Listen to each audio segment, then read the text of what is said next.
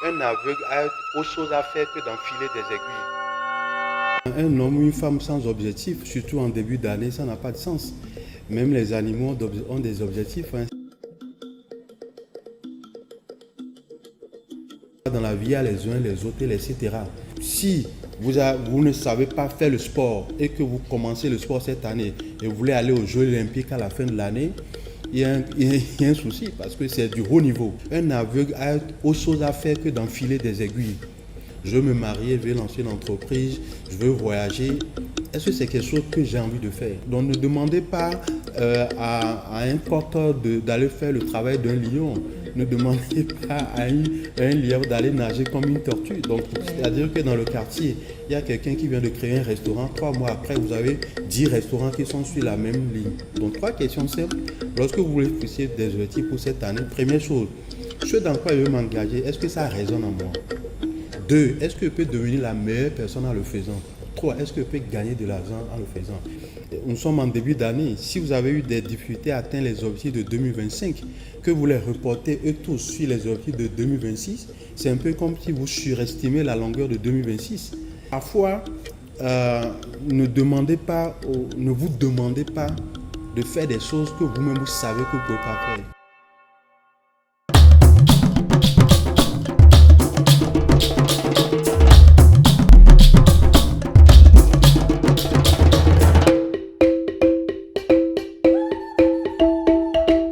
Monsieur Gandounou, bonjour. Bonjour. Merci d'avoir accepté notre invitation. Un plaisir.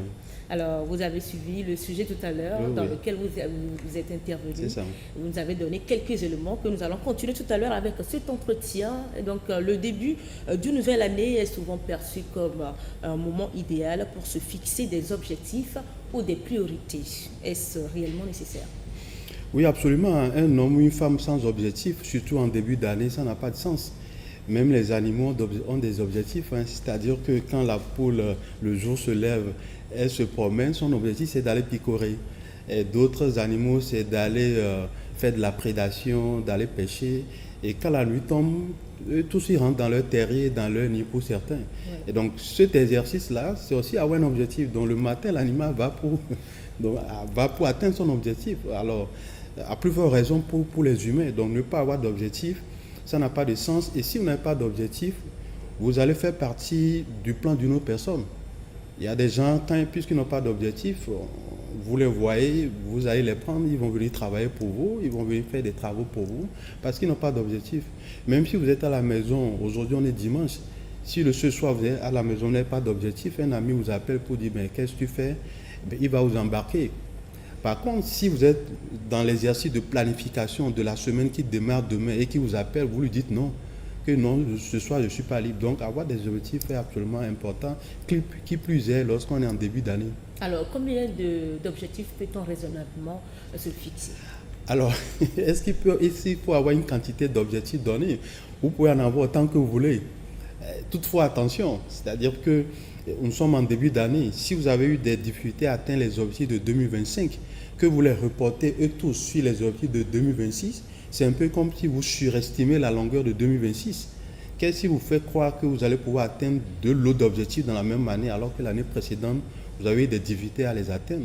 Donc, un objectif ou les objectifs, vous pouvez les avoir, mais il y a des indicateurs, des critères qu'il faut utiliser pour s'assurer que lorsque je me donne des objectifs, que ce soit sur le plan personnel, professionnel ou familial, que j'ai les outils, j'ai les moyens nécessaires pour les atteindre. Mais si vous les faites parce que c'est ce que les autres font, parce que il faut avoir une bonne figure, il faut montrer que soit si on travaille, à la fin de l'année, vous n'aurez que vos beaux yeux pour pleurer. Si vous avez de beaux yeux. Alors donc nous devons savoir ce que nous cherchons. Absolument. Les objectifs ne sont pas fixés juste comme ça. Il y a des critères qu'il faut utiliser pour fixer des objectifs. Voilà. Et parmi ces critères, celui ou l'outil le plus connu, c'est l'outil SMART. C'est-à-dire que lorsque vous avez un objectif, il faut que l'objectif soit spécifique, ça doit être clair. Si cette année 2026, mon objectif c'est de créer une entreprise, il faut que je m'asseye pour dire quel type d'entreprise je vais créer, dans quel domaine, pour quel service, pour quelle finalité, pour quelle cible. Donc l'objectif doit être spécifique. On doit pouvoir mesurer ça. À la fin de l'année, je dois pouvoir avoir quoi comme chiffre d'affaires. Je dois pouvoir avoir combien de clients dans mon portefeuille. On doit pouvoir mesurer ça. elles doivent être aussi atteignables. Donc, si vous ne savez pas faire le sport et que vous commencez le sport cette année et vous voulez aller aux Jeux Olympiques à la fin de l'année, il y a un souci parce que c'est du haut niveau. L'objectif aussi doit être réaliste, c'est-à-dire qu'on ne peut pas demander à un poisson... Je voulais en venir. À partir de quand peut-on dire que notre objectif est irréaliste en fait? Alors, je finis ce que je disais là pour que, et là, on va faire le pont par rapport à cette question. Quand il dit un objectif doit être réaliste, c'est-à-dire que ne demandez pas à un poisson de grimper un arbre ou bien de voler. Ce n'est pas dans son ADN. À moins qu'on fasse des manipulations génétiques, même là encore.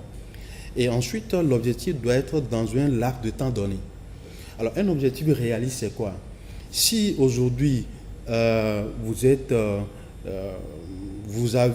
une entreprise, vous devez faire un chiffre d'affaires de 20 millions, 50 millions, 100 millions l'année qui vient de s'écouler, et que vous dites que cette année qui vient d'arriver, vous voulez faire 5 milliards de chiffre d'affaires, on vous demandera quels sont les critères qui vous font dire que vous allez pouvoir faire 5 milliards alors que vous avez eu de la difficulté à faire 10 millions l'année précédente.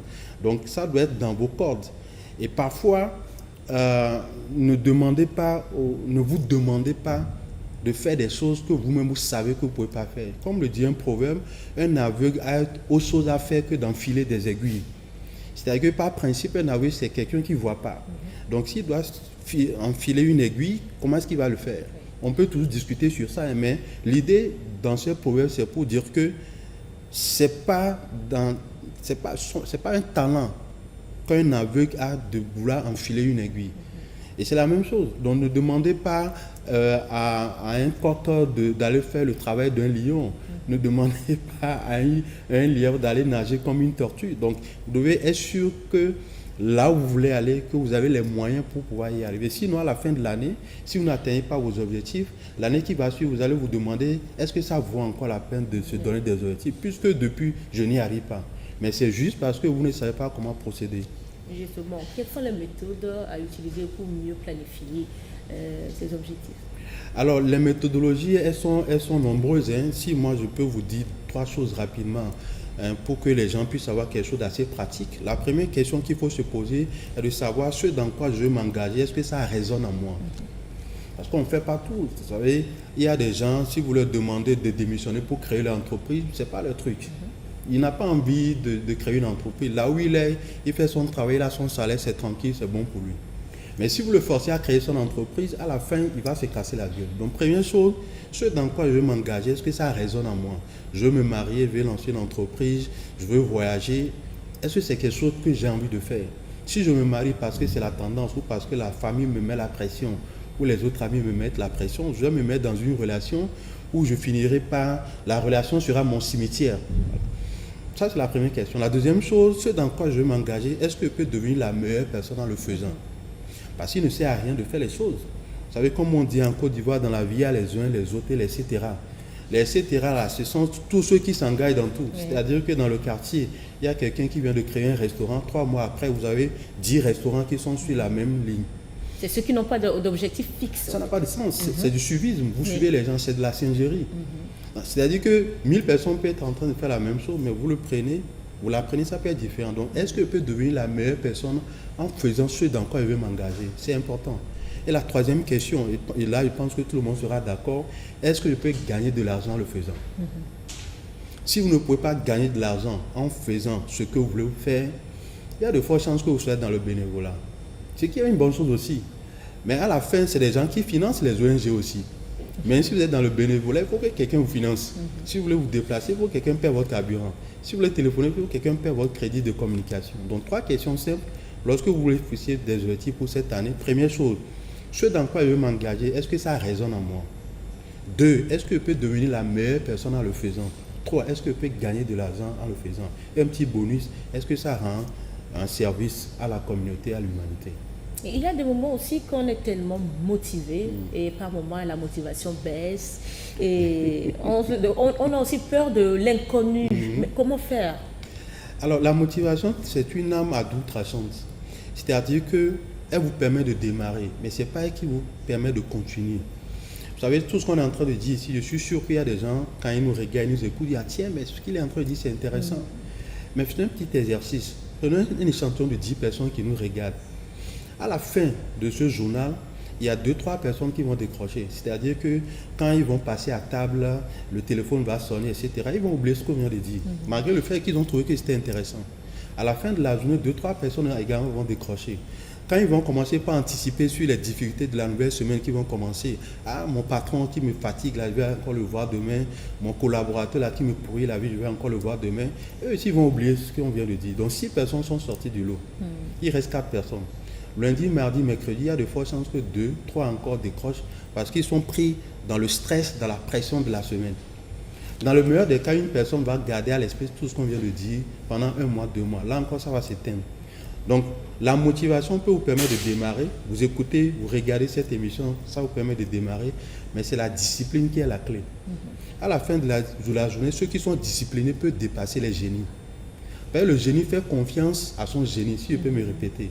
Mais celui qui est discipliné, puisqu'il sait qu'il n'a pas de génie, tout ce qu'il a à faire, c'est de travailler. Donc, s'il travaille de façon disciplinée, la discipline, c'est quoi? C'est de faire les choses que je dois faire, les moments où je dois les faire, que je sois content ou pas, que ceux qui sont autour de moi soient contents ou pas.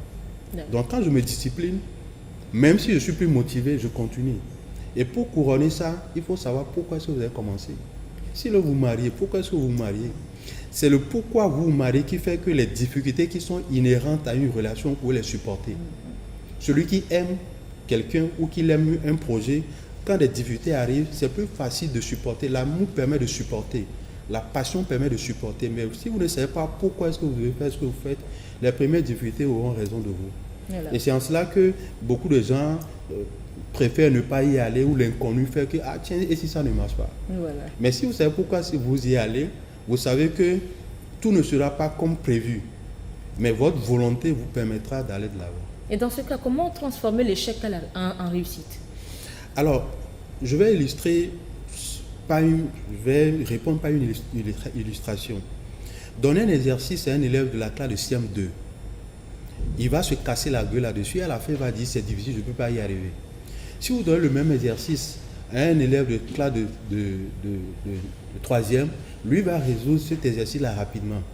Mais l'élève de CM2 va penser qu'il a échoué, mais en réalité, il n'a pas échoué. C'est-à-dire que le niveau de connaissance et d'intelligence qu'il a là, c'est ça qui lui a permis de faire ce qu'il pouvait faire.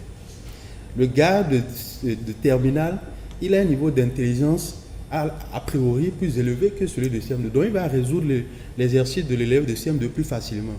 Donc, ce que l'élève de CM2 doit faire, c'est quoi? Qu'est-ce que je dois apprendre?